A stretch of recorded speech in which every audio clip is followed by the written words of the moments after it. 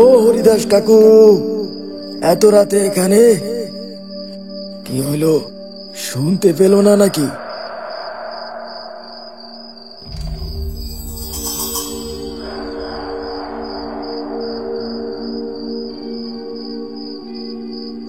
রাতে মেলা থেকে ঘরে ফিরছিল দুই কিশোর।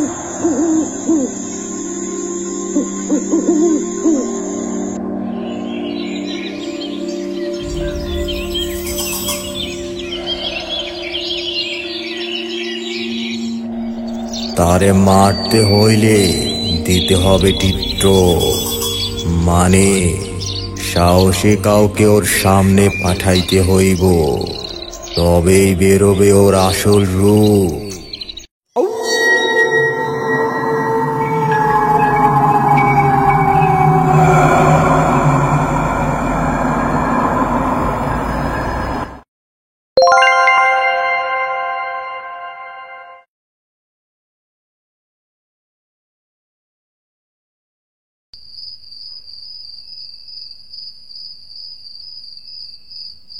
এক গভীর রাত, চারপাশ নিস্তব্ধ। মাঝে মাঝে ঝিঝি পোকার ডাক যেন সেই নিস্তব্ধতাকে আরো গভীর করে তোলে গাজীপুর গ্রামটাকে। এক রাতে হরিদাস মাঝি দরমর করে উঠে বসেন, পেট চেপে ধরেন আর বলেন, ওহো, বোধ হয় ভাত ভালোভাবে হজম হয় নাই, পেটটা কেমন গড়মড় করতেছে। যাই একটু বাইরে থেকে হালকা হয়ে আসি।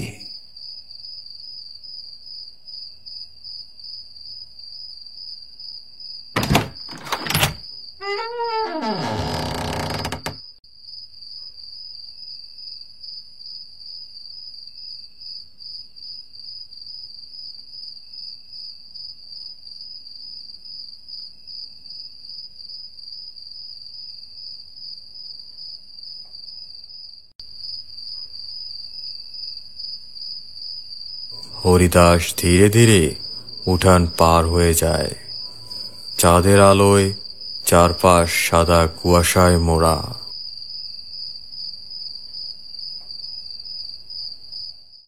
মাঠের ঘাস যেন এক একটা ভেজা ছুঁয়ে ধোয়ার মতো দেখায়। হরিদাস একটা ঝোপের পাশে বসেন।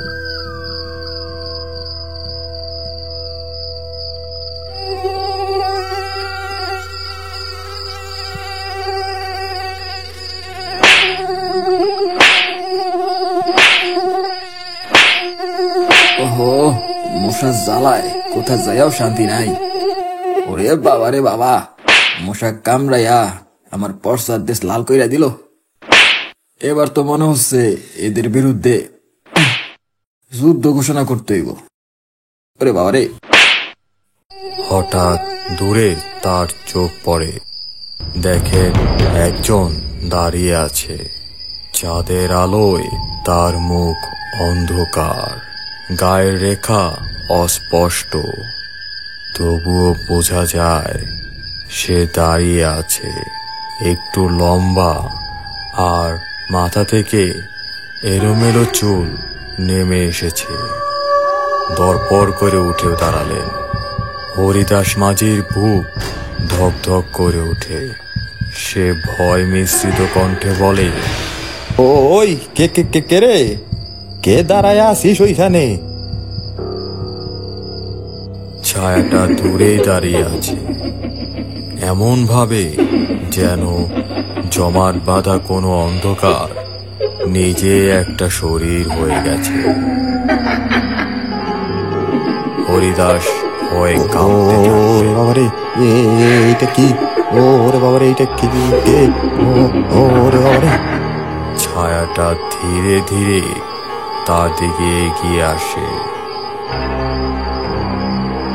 তখনই এক ঠান্ডা হাত তার গলা ছুঁয়ে যায়। হরিদাস ভয়ে দৌড়াতে চান, কিন্তু তার পা নড়ে না।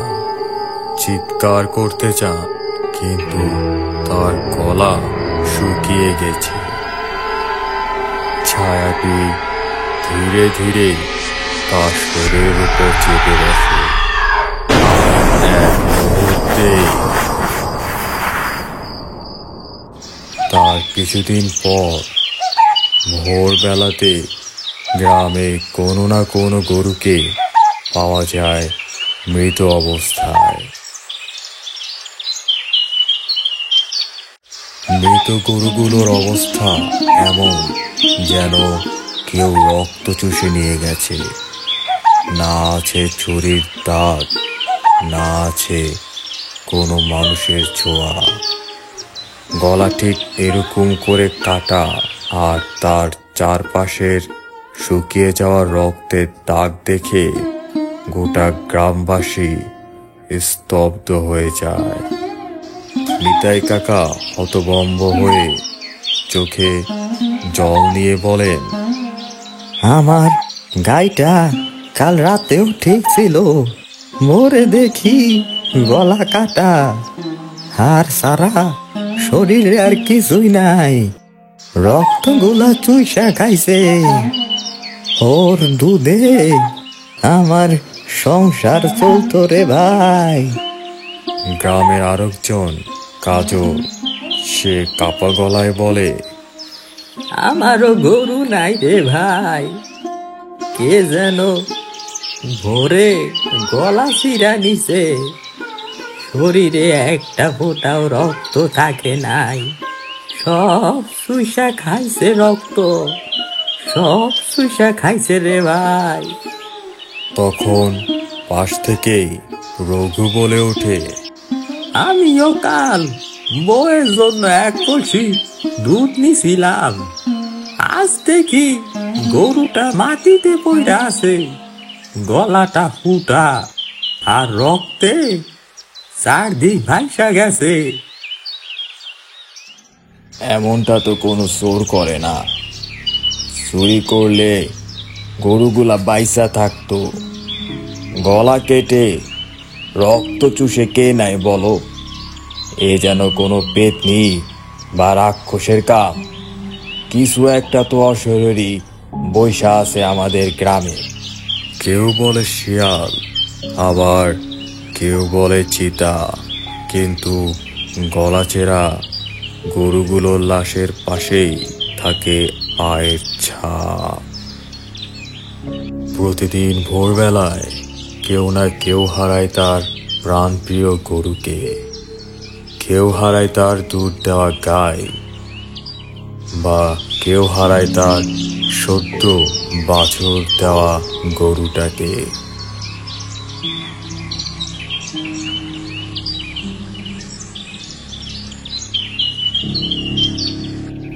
সেই রাতের পর হরিদাস মাঝিকে আর আগের মতো দেখা যায় না। ঠিকভাবে এখন আর নৌকা নিয়েও বের হয় না। সে এখন দিনে ঘুমায়, আর গভীর রাত হলেই বেরিয়ে পড়ে।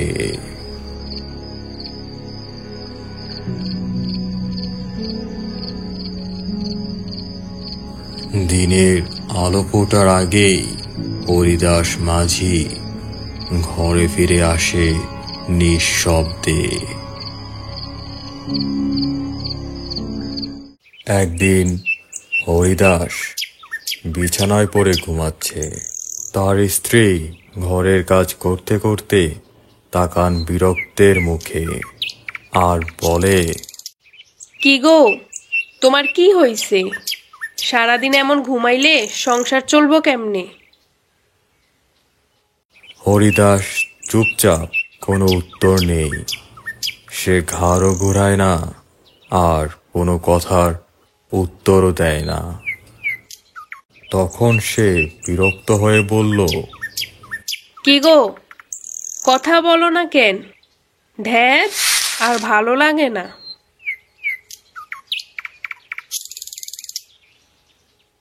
হরিদাস দিনের বেলায় যেন মৃতের মতো শুয়ে থাকে, আর গভীর রাত হলেই সে বের হয়ে যায়।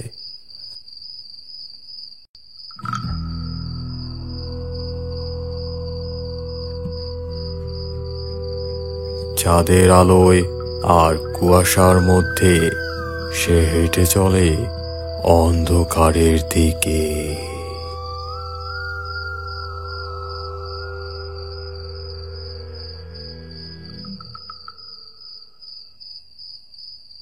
রাতে নরেন মাঠের কাজ শেষ করে ফিরছিল।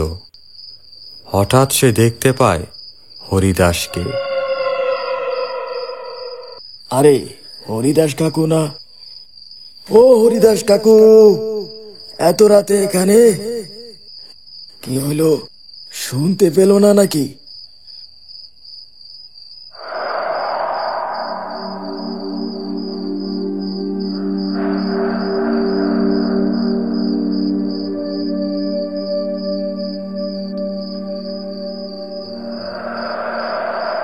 কিছুটা সামনে এগুতেই সে শুনতে পায় একটি গরুর গোঙানির শব্দ।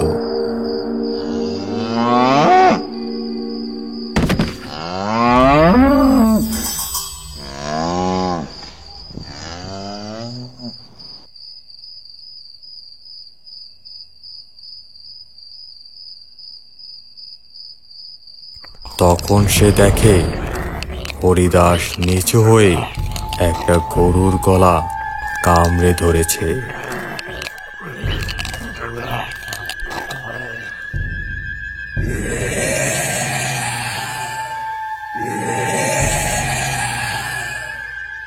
তা দেখে নরেন ঘাবড়ে যায়। ও ভগবান, ওটা তো হরিদাস না, ওটা তো একটা পিশাচ। ও মাগো। নরেন চিৎকার করে পালাতে চাইল, কিন্তু পিছনে ফিরে দেখে তার মতো আরো একটা নরেন দাঁড়িয়ে আছে। তার চোখ লাল আর মুখে বিকৃত হাসি। নরেন রূপী পেতনি এসে বলে, কিরে, কোথায় যাচ্ছিস? তুই তো সব দেখে ফেলেছিস, তোকে কি ছেড়ে দেওয়া যায় নাকি? ও মাগো।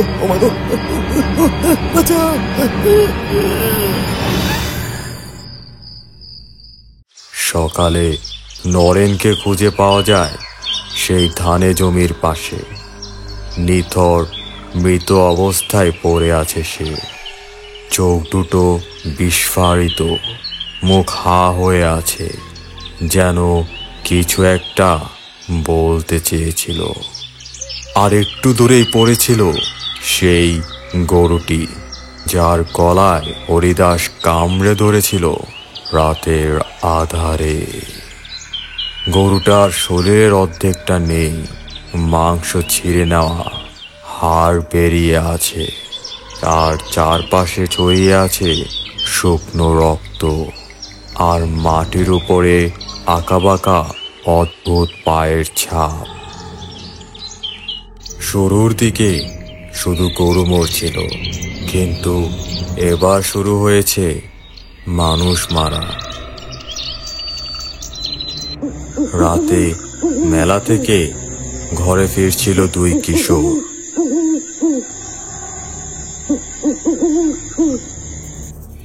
সকালে পাওয়া গেল তাদের লাশ।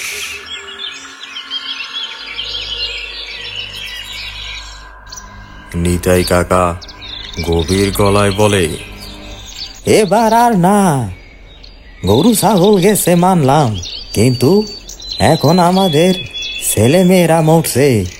এই পেতনিকে না থামাতে পারলে কালী পুজোর আগে এই গ্রাম পুরাই শেষ হইয়া যাইব। আমার 3টা গরু ছিল, একে একে সব গেল আমার।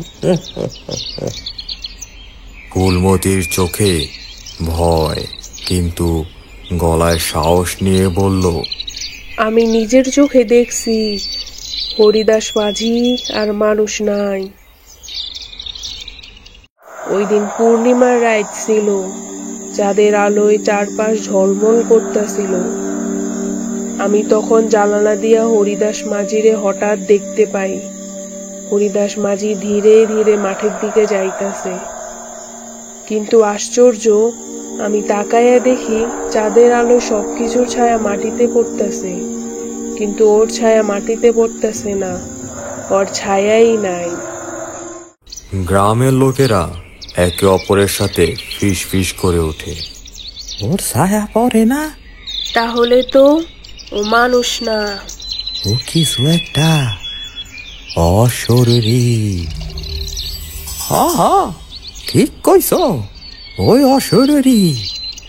তখন এক বৃদ্ধা বলে ওঠে, বুঝলে তো, পেতনি যখন কারো মধ্যে ঢোকে তখন তার ছায়া থাকে না। তার একটু দূরেই বসেছিল ঘন্টু পাগল। সে চোখ বড় বড় করে বলে ওঠে, অন্ধকারে ঘোরে, নেই শরীর, চলে শুধু ছায়া, যারে ধরে তার রূপ নেয়, গড়ে তোলে মায়া।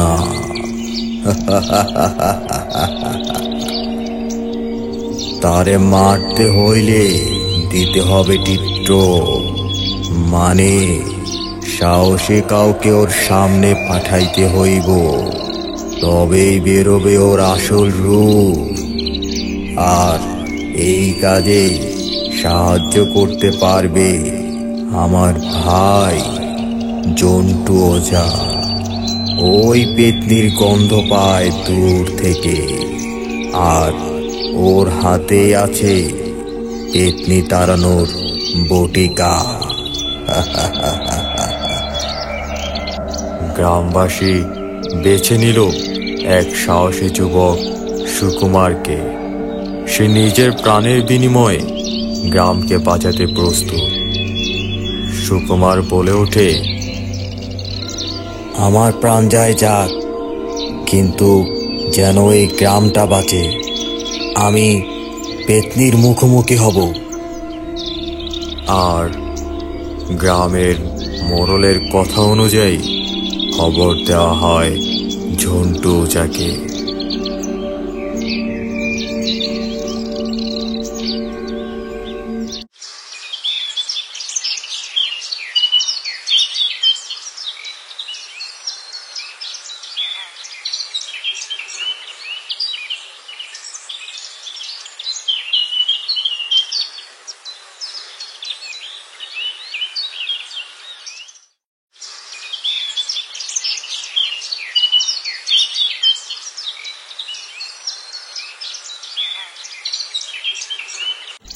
পরের দিন বিকালে ঝন্টু ওঝা গ্রামে এসে হাজির হয়।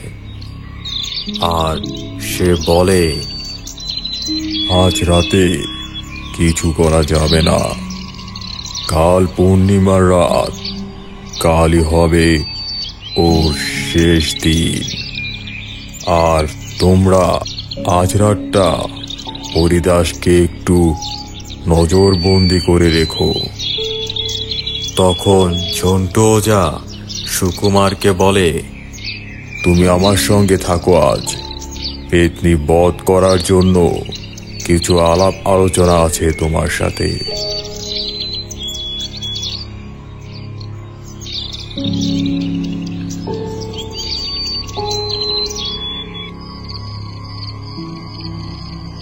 রাত গভীর হয়। খাওয়া দাওয়া শেষে ঝন্টু ওঝা আর সুকুমার একসাথে শুয়ে পড়ে।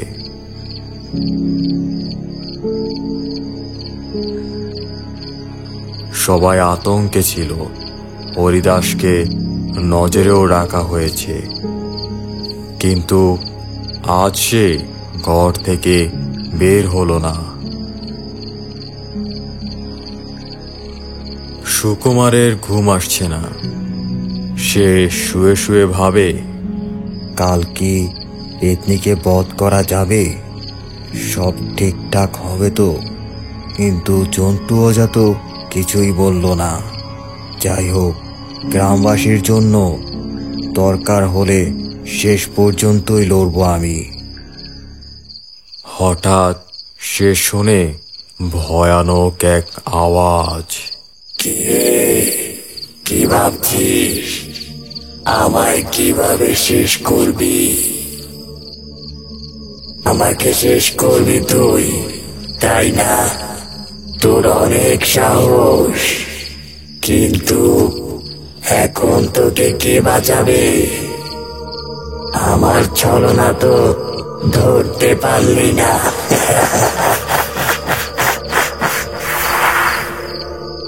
সুকুমার ভয় পেয়ে উঠে বসে আর দেখে ঝন্টু ওঝা তার সামনে দাঁড়িয়ে আছে।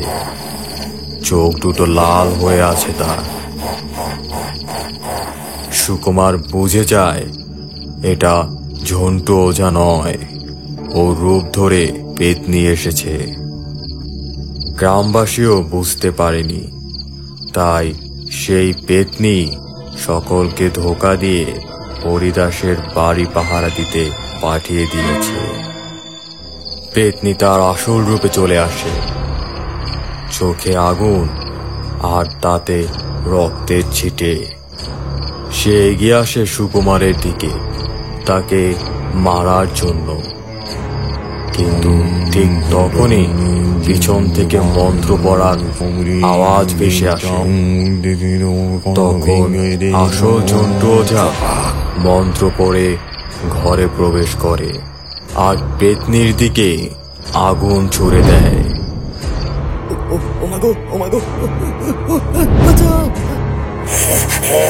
পেতনি জ্বলতে থাকে আর চিৎকার করতে থাকে। ধীরে ধীরে সেই আগুনে ছাই হয়ে যায় পেতনি।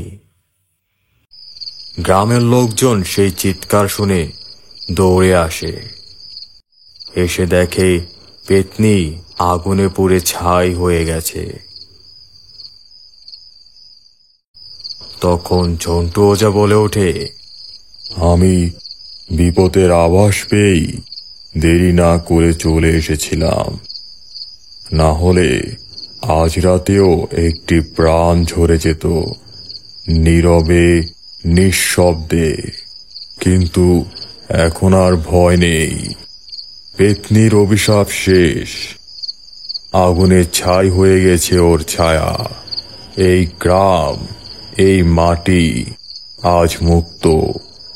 শান্তির আলোয় ধুয়ে গেছে সব সমস্ত অন্ধকার। এভাবেই থেমে যায় এক ভয়ের অধ্যায়। আগুন লেগে যায় রাতের সেই অশরীরী ছায়ায়। ভোরের আলোয় ফিরতে শিখে প্রাণ, চুপচাপ ঘরে ফিরে আতঙ্কের সন্ধান। আর গাজীপুর গ্রামের বাতাসে বাজে মুক্তির এক নতুন সুর। হরিদাস মাঝিও নিজের নৌকার এক পাশে বসে আছে, চোখে শান্তি। সে আবার আগের মতো হাসে, কথা বলে।